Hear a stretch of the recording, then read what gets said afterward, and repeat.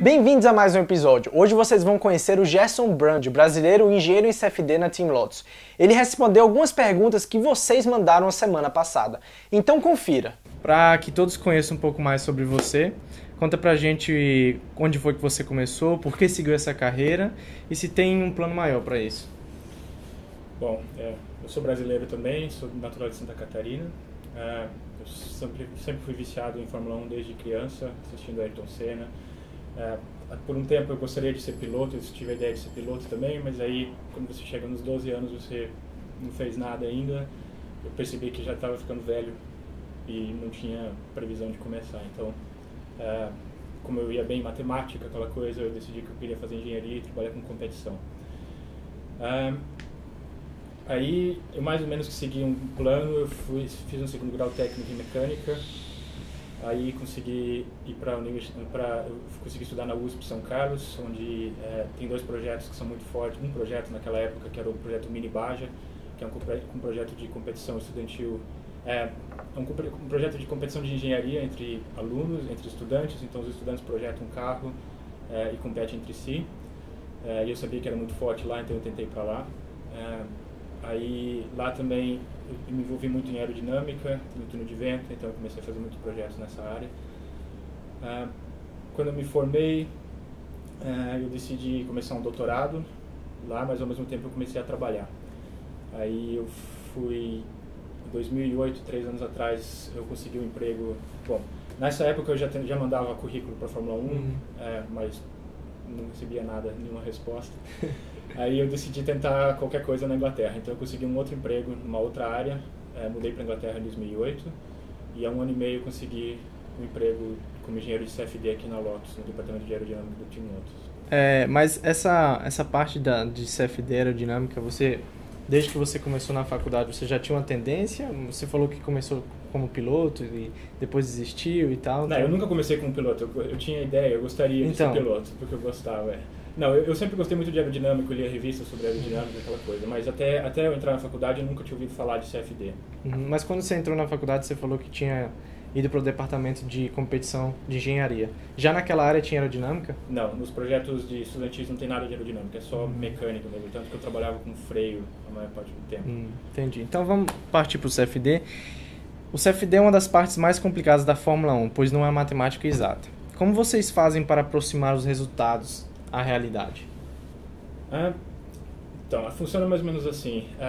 Aqui na Lotus a gente tem um supercomputador que não é muito diferente do que as outras equipes têm, é mais ou menos um padrão.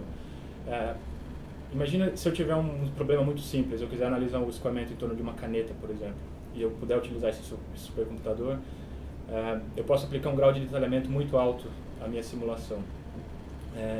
E com esse grau de detalhamento eu consigo ter uma resposta muito boa mesmo, uma correlação muito boa com a realidade. O que acontece é que se eu aplicar esse mesmo grau de detalhamento a um carro de Fórmula 1, que é uma geometria muito mais complexa e ocupa um espaço físico muito maior, o modelo ficaria tão grande e complexo que a simulação provavelmente demoraria vários meses para ficar pronta, o que não é nada prático, concorda? Então, em CFD existe algumas maneiras de você simplificar, aplicar aproximações e simplificações, principalmente no que diz respeito à turbulência, modelagem de turbulência. E com isso você consegue reduzir a complexidade, trazer o tempo de simulação para a escala de horas, que é o que a gente tem aqui. Porém, logicamente, você reduz a acuracidade do modelo também. Entendi. Então, na nossa situação, a resposta para isso é a seguinte: você pode ter um modelo com um alto grau de detalhamento e uma qualidade muito boa, porém levaria um tempo gigantesco, ou um compromisso entre tempo e acuracidade. Na atual situação, no atual estágio de tecnologia que a gente vive, CFD e computação, capacidade computacional, os nossos modelos, eu diria que são razoáveis. Existem áreas do carro que a gente tem uma correlação muito boa com o túnel de vento. Existem outras áreas que é muito pobre de correlação. E as áreas mais difíceis são geralmente ao redor dos pneu dianteiro e traseiro. Que isso é a maior parte de turbulência também, né? É, muito complicado. Beleza, então o CFD não é somente usado na aeronáutica e na Fórmula 1. E onde poderíamos encontrar outras utilidades para o CFD? CFD, a sigla em inglês para fluidodinâmica computacional. Então, tudo que tem um fluido, em tese, pode ser simulado por CFD. Então, água, óleo, então toda a exploração de petróleo hoje em dia utiliza muito CFD. A parte de geração de energia por ondas marítimas ou energia eólica utiliza CFD.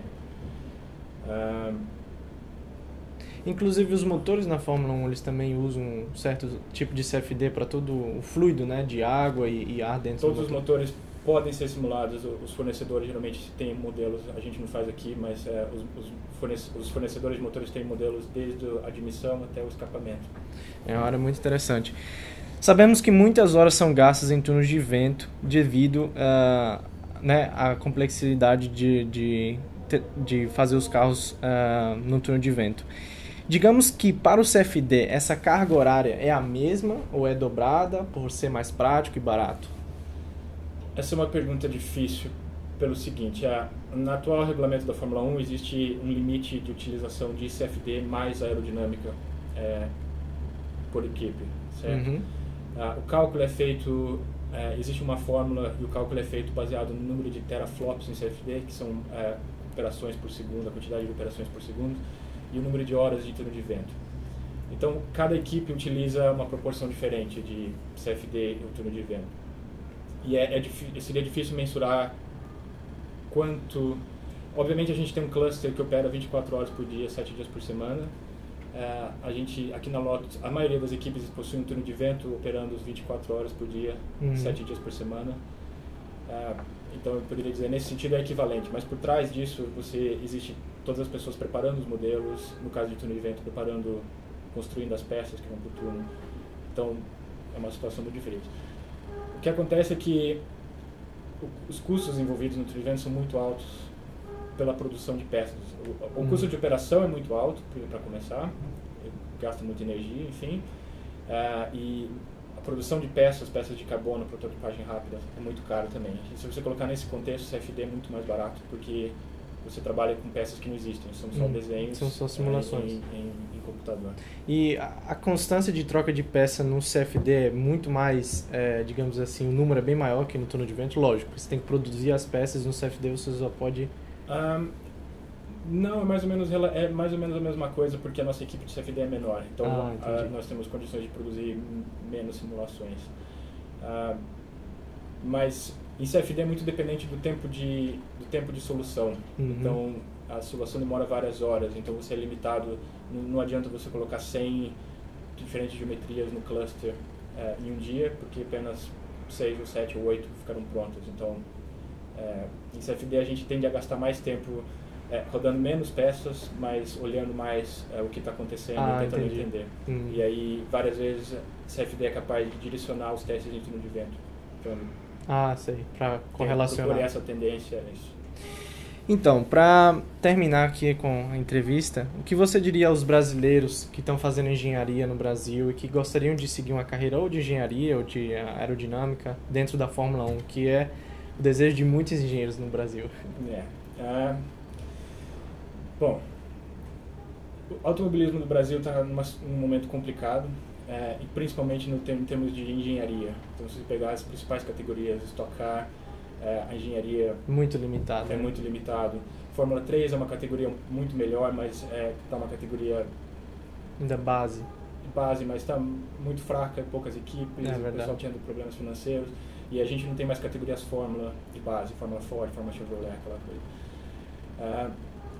Existem os projetos que eu comentei na universidade, existem 2 projetos, que é um que eu falei que é o Mini Baja, que é uma competição, é um veículo relativamente simples que compete off-road.